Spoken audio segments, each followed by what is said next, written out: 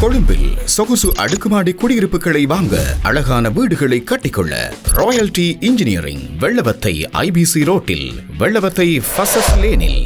பதவி விலகுவாரா பொதுமக்கள் பாதுகாப்பு அமைச்சர் ஆனந்த விஜயபால?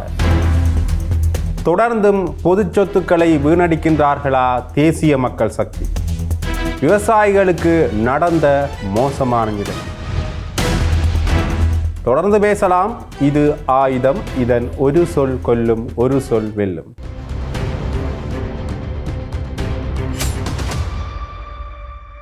தொடர்ந்துமே பொதுமக்கள் பாதுகாப்பு ஆனந்த விஜயபால அவர்கள் மேலே, பொதுமக்கள் பாதுகாப்பு அமைச்சர் ஆனந்த விஜயபால அவர்கள் மேலே ரேணுகா பெரேரோ ஒரு வழக்கை தாக்கல் செய்திருக்கின்றார். என்ன விடைய பெறப்பட பார்த்தீங்கன்னா, பொதுமக்கள் பாதுகாப்பு அமைச்சர் ஆனந்த விஜயபால அவர்கள் பாராளுமன்ற உறுப்பினர் என்ற பதவியையும் வைத்து கொண்டு, அதே நேரத்தில் அவர் இந்த ஜனாதிபதியின் தலைமை பணியாளர் என்ற பதவியிலையும் இருக்கின்றார். பாராளுமன்ற உறுப்பினராக பதவி வருகின்ற பட்சத்தில் இன்னொரு அரச பதவியில் அவர் இருக்கின்ற அந்த நிலைமையை காரணம் காட்டி அவர் பதவி விலக வேண்டும் என்கின்ற ஒரு நிலைப்பாட்டை அவர் எடுத்திருக்கின்றார். தொடர்ந்துமே இது சம்பந்தமான வழக்கை நீதிமன்றம் எடுத்திருக்கின்றது. அரசியலமைப்பின் சில விதிகளின்படி இந்த பதவியை வகிப்பது பாராளுமன்ற உறுப்பினருடைய பதவியோடு பொருந்தாத நிலையாக இருக்கலாம் என்கின்ற வகையில் இந்த வழக்கு கொண்டு செல்லப்படும் என்கின்ற வகையில் எதிர்பார்க்கப்படுகின்றது. தொடர்ந்துமே இந்த விடயம் சம்பந்தமாக பார்க்கின்ற பொழுதில் எந்த ஒரு இறுதி தீர்ப்புகளுமே வழங்கப்படவில்லை.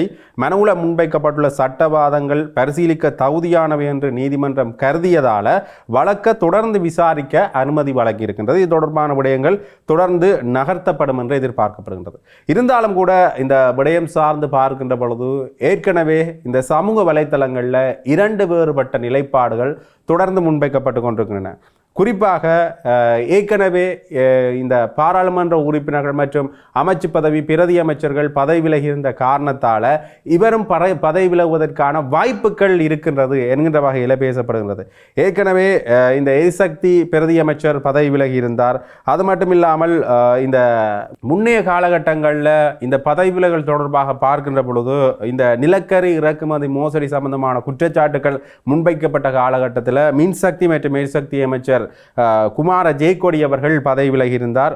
தொடர்ந்துமே இந்த குமார ஜெயக்கொடியோடு இணைந்து அந்த அமைச்சினுடைய செயலாளர் உதயங்க ஹேமபால் அவர்களும் பதவி விலகியிருந்தார். இந்த விடயங்கள் நடைபெறுவதற்கு முன்னர் அசோக ரன்வேல, பாராளுமன்றத்தினுடைய தலைவராக இருக்கின்ற அசோக ரன்வேல அவர்கள் பதவி விலகி இருந்ததை காணக்கூடிய மாதிரி இருந்தது. அவருடைய தகுதி நிலை மற்றும் அவருடைய படிப்பு விடயங்கள் சார்ந்த தகுதி நிலை சார்ந்து கேள்வி எழுப்பப்பட்ட பொழுது அவர் பதவி விலகி இருந்தார். அதற்கு பிறகு அவர் வெளியில் சென்று தன்னுடைய கல்வி தகுதி சம்பந்தமான விடயங்களை நிரூபிப்பேன் என்கிற விடயத்தையும் சொல்லியிருந்தார். அதற்கு பிறகு உண்மையிலேயே சபாநாயகர், முறை நாள்களில் சபாநாயகர்களாக இருந்த அசோக ரன்வேல அவர்கள் அந்த பதவி நிலைகள் சார்ந்து நிரூபிப்பதற்கான எந்த ஒரு முயற்சிகளையும் மேற்கொள்ளவில்லை என்கின்ற விமர்சனங்களும் தொடர்ந்து முன்வைக்கப்பட்டிருந்தது. அந்த வகையில் இந்த பதவி விலகலும் இருக்கலாம் என்று சமூக வலைத்தளங்களில் பெரிய அளவில் பேசப்பட்டு கொண்டிருந்தன. ஆனால் உண்மையிலேயே இந்த பதவி விலகல் சம்பந்தமான விடயங்கள் நீதிமன்றத்தில் பேசுபொருளாக இருக்கின்றன. நீதிமன்றத்தில் பேசுபொருளாகின்ற பொழுது நீதிமன்றம் பதவி விலகுமாறு எந்த ஒரு தீர்ப்பையும் வழங்காத பட்சத்தில் குறிப்பிட்ட பாராளுமன்ற உறுப்பினரோ அமைச்சரோ பதவி விலகுவதற்குரிய எந்த ஒரு அவசியங்களும் இல்லை. முன்னைய காலகட்டங்களில் கீதா குமாரசிங்கவனுடைய வழக்கு தொடுக்கப்பட்டிருந்தது.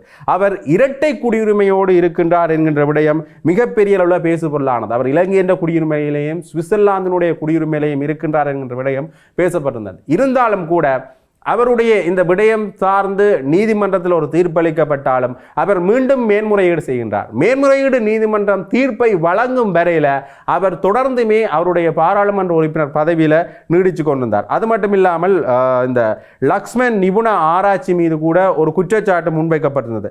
ஆகவே அவருடைய குற்றச்சாட்டு நிரூபிக்கப்படும் வரையில் அவர் தொடர்ந்தும் பதவியில் இருந்தார். ஆகவே இந்த விடயங்கள் தொடர்பாக பார்க்கின்ற பொழுது முன்னைய காலகட்டங்களில் இந்த குமார ஜெயக்கொடி பதவி விலகி இருந்தது இந்த ஊழல் ஆணைக்குழு சார்பான விடயங்களை முன்வைச்சபடியா, ஒரு ஆணைக்குழுவில் இருந்து இந்த குற்றச்சாட்டுகள் முன்வைக்கப்பட்டபடியா அவர் பதவி விலகி இருந்தார். ஆனால் இப்பொழுது நீதிமன்ற தீர்ப்பு ஒன்று தேவையாக இருக்கின்றது. ஆகவே இந்த நீதிமன்றம் தீர்ப்பை முழுமையாக அறிவிக்கும் வரை, அதாவது இவர் பதவி விலக வேண்டும் என்கின்ற விடயத்தை முழுமையாக அறிவிக்கும் வரை இவர் பதவி விலகுவதற்கான எந்த ஒரு அவசியப்பாடுகளும் இல்லை. ஆகவே சமூக வலைத்தளங்களில் இனி வருங்காலங்களுடைய பதவி விலகல் இவராகத்தான் இருக்கலாம் என்கின்ற விடயம் பெரிய அளவில் பேசப்பட்டு கொண்டிருக்கின்றது. ஆனால் இந்த விடயம் உண்மையிலேயே இந்த தீர்ப்பு வரும் வரை இவர் பதவி விலகுவதற்கான அவசியம் இல்லை என்றுதான் பெரிய அளவில் பேசப்படுகிறது. ஆகவே இந்த ஆனந்த விஜயபால அவர்கள் பதவி விலகுவதற்கான வாய்ப்புகள் இல்லை என்கின்ற வகையில் நாங்கள் இந்த விடயங்களை கணிக்கலாம். அது மட்டும் இல்லாமல் தொடர்ந்து இந்த அரசாங்கம் சார்பான இன்னொரு குற்றச்சாட்டு முன்வைக்கப்பட்டிருக்கின்றது. UNB-ஆல் இந்த குற்றச்சாட்டு முன்வைக்கப்பட்டிருந்தது. குறிப்பாக ரணில் விக்ரமசிங்கே அவர்களுடைய வெளிநாட்டு பயணம் தொடர்பாக ஒரு சாட்சியத்தை அளிப்பதற்காக இந்த இங்கிலாந்து பயணங்களை இந்த அரசாங்கம் மேற்கொண்டிருந்தது. இந்த இங்கிலாந்து பயணத்துக்காக 650 பவுண்ட்ஸுகள் செலவழிக்கப்பட்டிருக்கின்றன. குறிப்பாக இந்த முன்னைய காலகட்டங்களில் லண்டனில் உள்ள இலங்கை விவசாய நிலையத்தில் பணியாற்றி பின்னர் முறையான அறிவிப்புகள் எதுவுமே இன்றி பதவி விலகலாக கூடப்படும் முன்னாள் அதிகாரியான அருண பெர்னாண்டோ பிளாக் புல்லில் இருந்து வந்து சாட்சியம் அளிப்பதற்காக அவருக்கு 650 பவுண்டுகள் செலவழிக்கப்பட்டிருக்கின்றன என்ற விடயமும் பேசப்பட்டு கொண்டது. ஆகவே இது மக்களுடைய பணம், தேவையில்லாமல் இந்த மக்களுடைய பணத்தை இவர்கள் செலவழிக்கின்றார்கள் அல்லது தேவையில்லாமல் இங்கே பொது நீதி பயன்படுத்தப்படுகின்றது என்கின்ற விமர்சனம் தொடர்ந்து இந்த அரசாங்கத்தின் மேலே UNB-ஆல் முன்வைக்கப்பட்டிருக்கின்றது. இது தொடர்பான விடயங்களில் அவர்கள் தொடர்ந்துமே இந்த முறையான சாட்சியங்களுக்கான நிதி எவ்வாறு செலவழிக்கப்பட்டிருக்கின்றது என்கின்றத தகவல் அறியும் உரிமை சட்டத்தின் ஊடாக கோரியிருந்த பொழுதும் அரசாங்கம் அதற்கு இன்னமுமே முறையான பதில்களை அளிக்கவில்லை என்கின்ற விமர்சனமும் தொடர்ந்து முன்வைக்கப்படுகின்றது. இந்த விசாரணைக்காக பொதுப்பணம் எவ்வளவு செலவிடப்பட்டது என்பது குறித்த தகவல்களுக்கு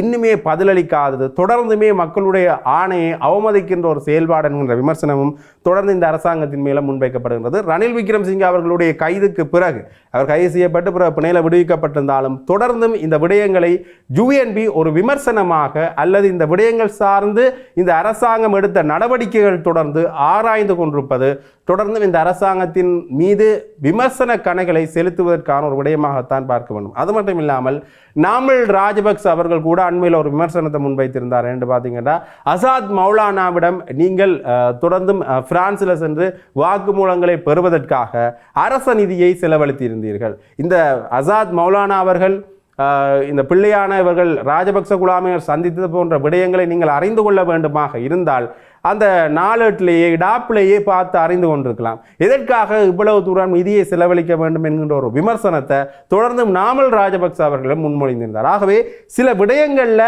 அரசியல் முன்னாயத்தம் அல்லது சில அதிகார முன்னாயத்தங்கள் இல்லாமல் சில விடயங்களை செய்கிறதால இந்த அரசாங்கம் மேலே தொடர்ந்து விமர்சன கணைகள் முன்வைக்கப்பட்டு வரதை காணக்கூடிய மாதிரி இருந்தது. அது மட்டும் இல்லாமல் இந்த தொடர்ந்துமே இவர்கள் மேலே முன்வைக்கப்படுற இன்னொரு குற்றச்சாட்டு என்னென்னு பார்த்தீங்கன்னா, உயிர்த்தனர் தாக்குதல் சம்பந்தமான விடயத்தில் சுரேஷ் சாலேவை கைது செய்திருக்கின்றார்கள். தொடர்ந்தும் சுரேஷ் சாலே தடுப்பு காவலில் வைக்கப்பட்டிருக்கின்றார் என்கின்ற விடயம் பேசுபொருளானது. அது மட்டும் இல்லாமல் சர்வதேசத்தில் இருக்கிற சில சிங்கள அமைப்புகள் சுரேஷ் சாலையை தொடர்ந்தும் தடுப்பு காவலில் வைக்க வேண்டாம், ஒரு குற்றப்பத்திரிகையை தாக்கல் செய்து உடனடியாக அவரை நீதிமன்றத்தில் ஆயர்படுத்த வேண்டும், தேவையில்லாமல் இந்த விடயங்களை செய்வதன் மூலமாக ஒரு முன்னை நாள் இராணுவ அதிகாரியை அவமதிக்கின்ற ஒரு செயல்பாடாக இருக்கின்றது என்கின்ற விடயத்தை அவர்கள் சொல்லியிருந்தார்கள். ஏற்கனவே இந்த சுரேஷ் சாலை தொடர்பான போராட்டங்களை முன்வைத்தவர்கள், சுரேஷ் சாலை கைது செய்யப்பட்டதுக்கு எதிராக இந்த உதய கம்மன்பில தலைமையில் விமல் வீரவன்ச தலைமையில் போராட்டங்களை முன்வைத்தவர்கள் கூட சொன்ன ஒரு முக்கியமான விடயம் என்று பார்த்தீங்கன்னா, இராணுவ ரீதியாக இவர்கள் சிலரை அவமதித்து கொண்டிருக்கின்றார்கள்.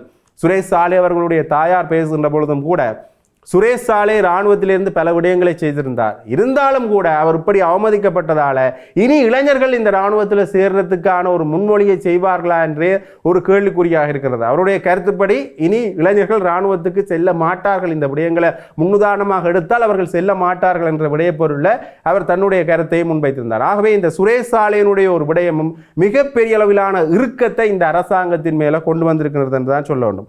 அது மட்டும் இல்லாமல் விவசாயிகள் சார்ந்த விடயத்தில் கர்ஷ டி சில்வா அவர்கள், எதிர்க்கட்சி நாடாளுமன்ற உறுப்பினர் கர்ஷ டி சில்வா அவர்கள் ஒரு குற்றச்சாட்டு பட்டியலையே அடுக்கியிருந்தார்.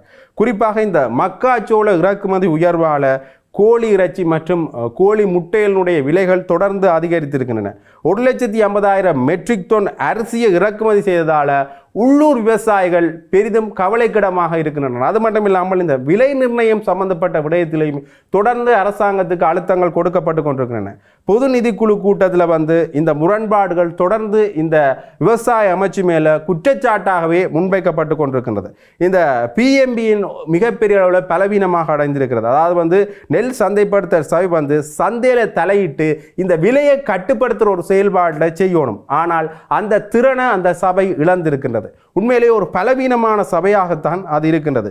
பெரிய அரிசி ஆலைகளினுடைய ஆதிக்கத்தால் உருவாக்கப்பட்ட ஒரு சக்தியாகத்தான் இது மாறி இருக்கின்றதை தவிர இங்கே மக்களுக்கான விடயங்கள் சரியான முறையில் செய்யப்படுதா என்கின்ற ஒரு கேள்வி ஒன்று தொடர்ந்து எழுந்திருக்கின்றது. ஆகவே விவசாயிகள் சார்ந்த விடயத்தை நாங்கள் பார்க்கின்ற பொழுது தொடர்ந்துமே முன்னைய காலகட்டங்களில் இந்த விவசாயிகளுடைய நெல்லை தேக்கி வைப்பதற்கு இடமில்லை என்கிற ஒரு விமர்சனம் முன்வைக்கப்பட்டது. இதற்கான காரணம் என்று பார்த்தீங்கன்னா அதிகப்படியான இறக்குமதிகள்.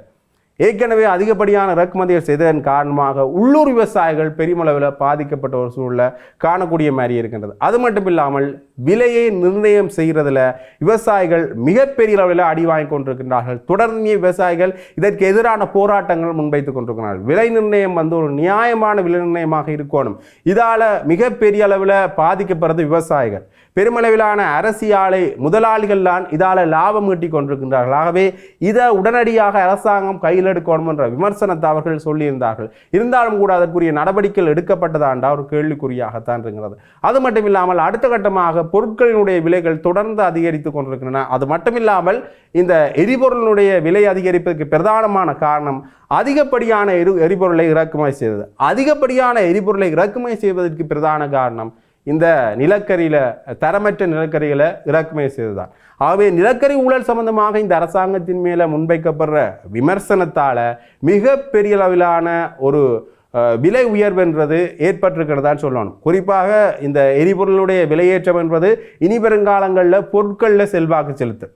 மரக்கறி வகைகளாக இருக்கட்டும், அத்தியாவசிய உணவுப் பொருட்களாக இருக்கட்டும், மிகப்பெரிய செல்வாக்கு செலுத்துறதுக்கான வாய்ப்புகள் இருக்கின்றது. ஆகவே இப்படியான விடயங்களை இந்த அரசு சரியான முறையில் இன்னுமே கையாளாமல் இருப்பதற்கான காரணம் என்னென்ற கேள்வி இருக்கின்றது. ஒரு காலகட்டத்தில் அரசியல் சார்ந்த விடயங்களில் தொடர்ந்து விமர்சனங்கள் முன்வைக்கப்படுகின்றன.